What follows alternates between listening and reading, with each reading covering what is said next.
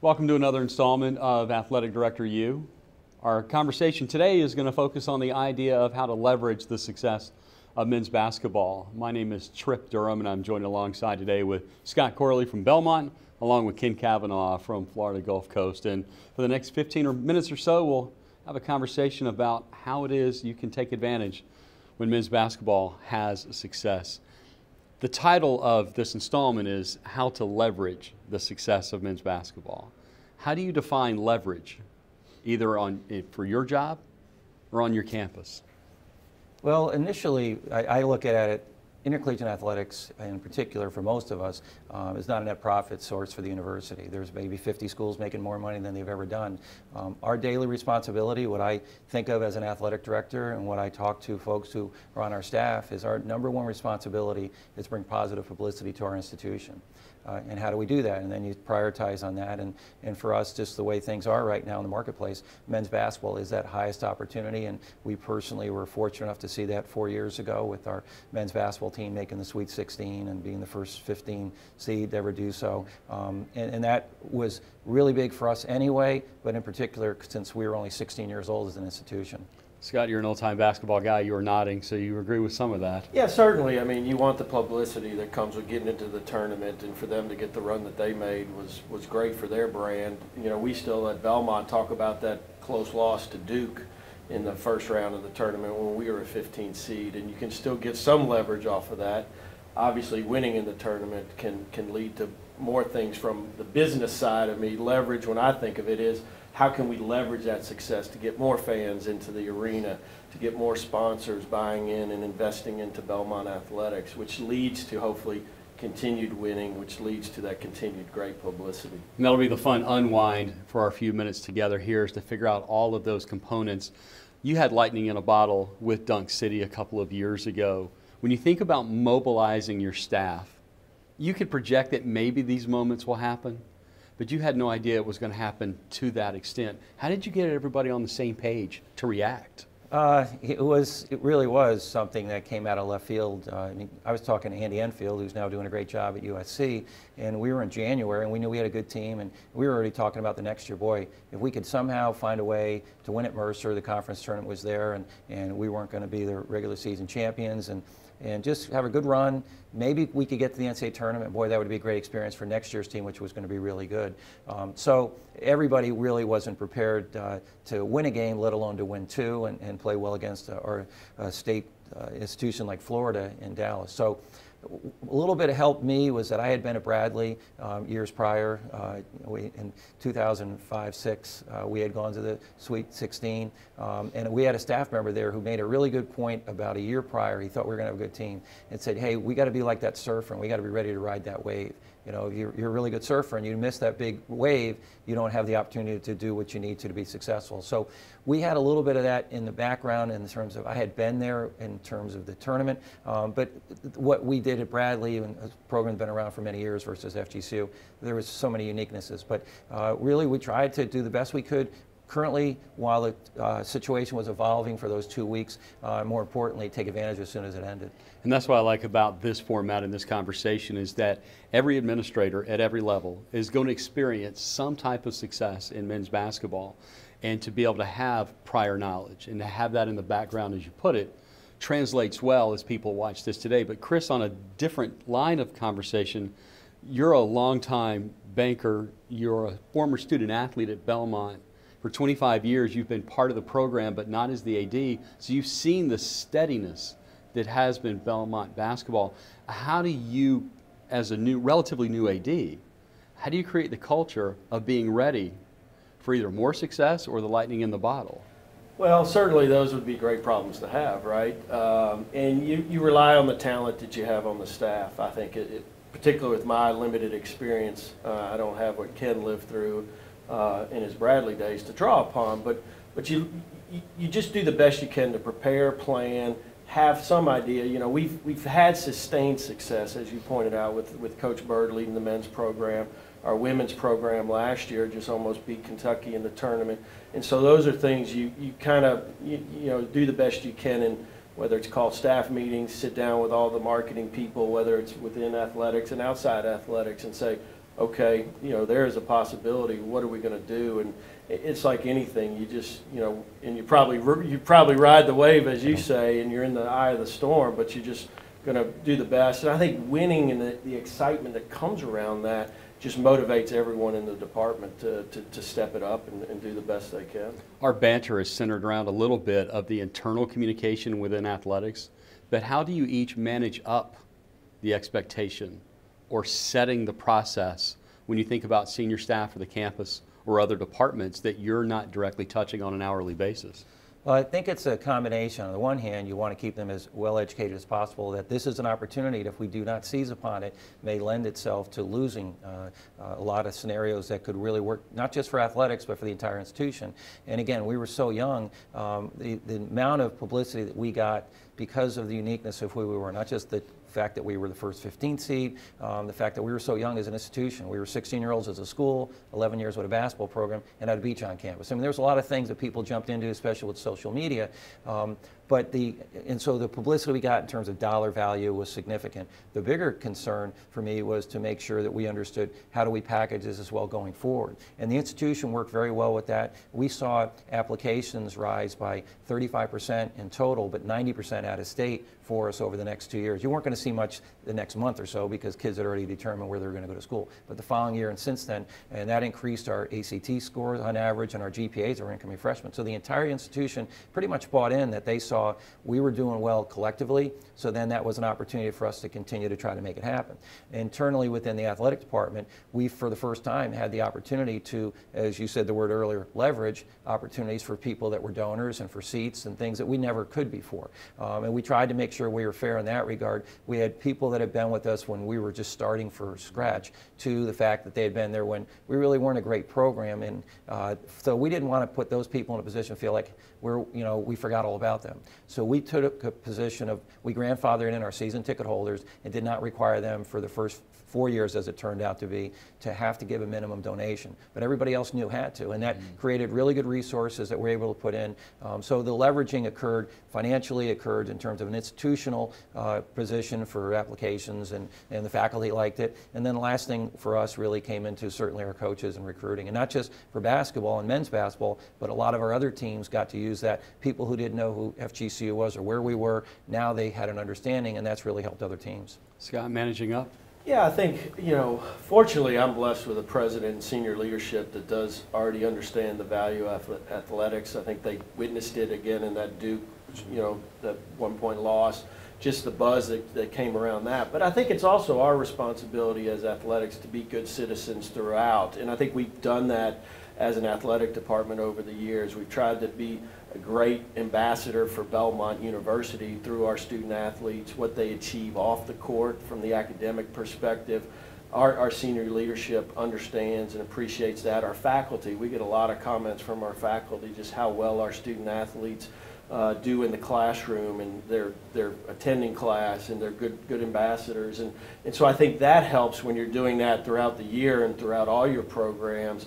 When the time comes, you can sit down with senior leadership and your president, and they understand, what the value of the athletic brand is in all the things Ken talked about, whether it's enrollment, whether it's, contributions to the university. And so, I think it's just a continual process that we all go through all the time to make sure we're demonstrating that we're being the best we can be in representing and building that Belmont brand nationally. There's so many moving parts, though. Is there a risk of missing something?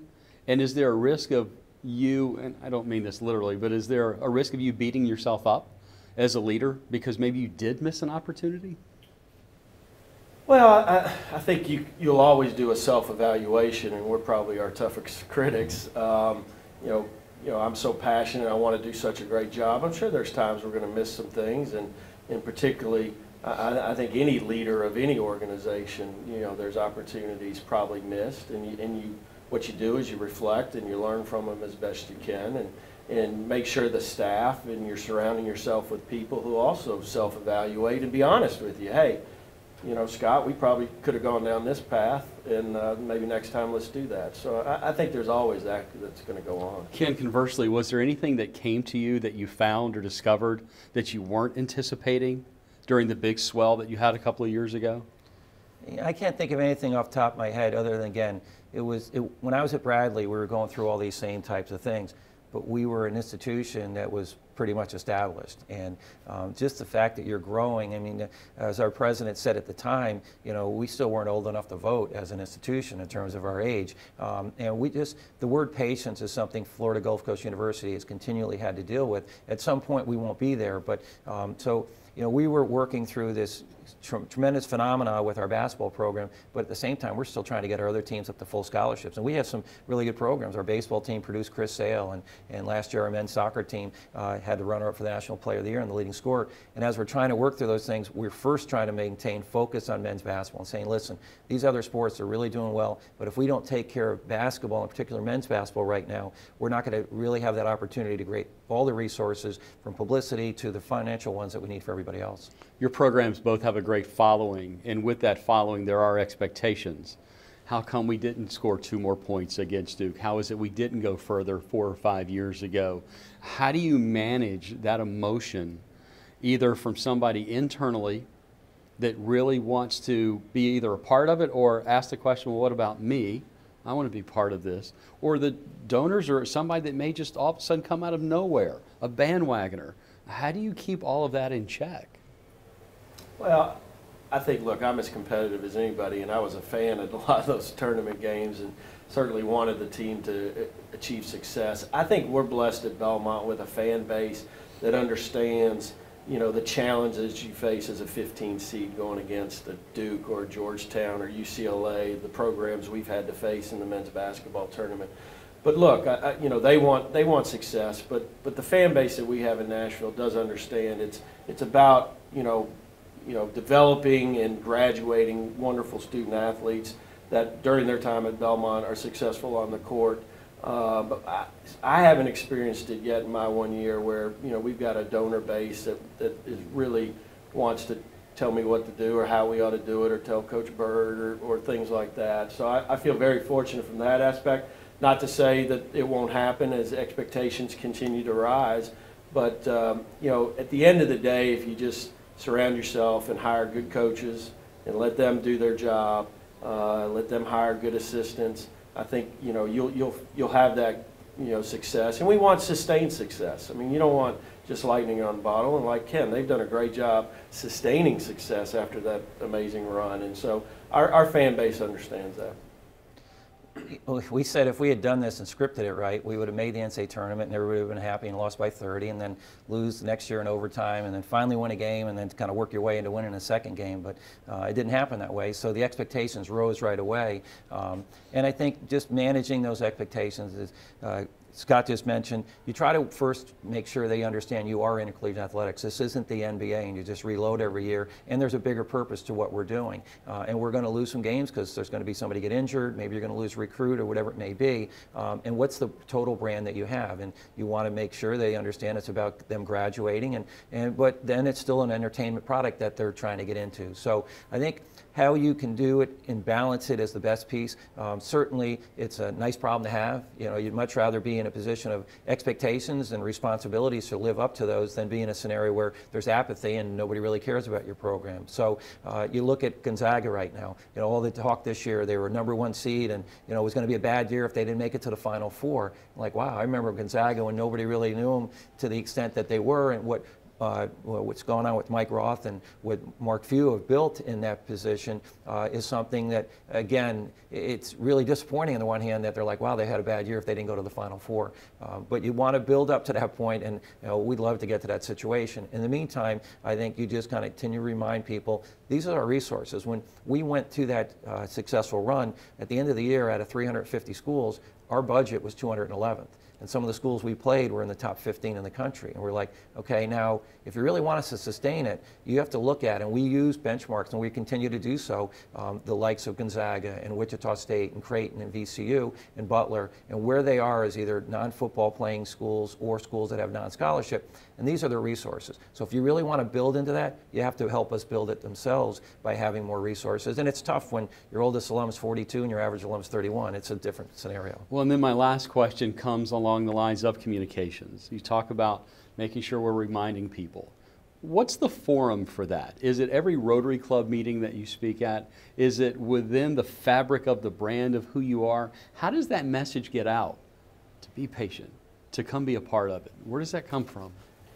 I think it's a mixture. I mean, certainly when you get the opportunities to stand in front of a group and talk about what your program represents and things like that, I think you can, remind them of the resource limitations. You can remind them of why we're in this business, and it's to create, graduate student athletes so that they'll go on to be successful.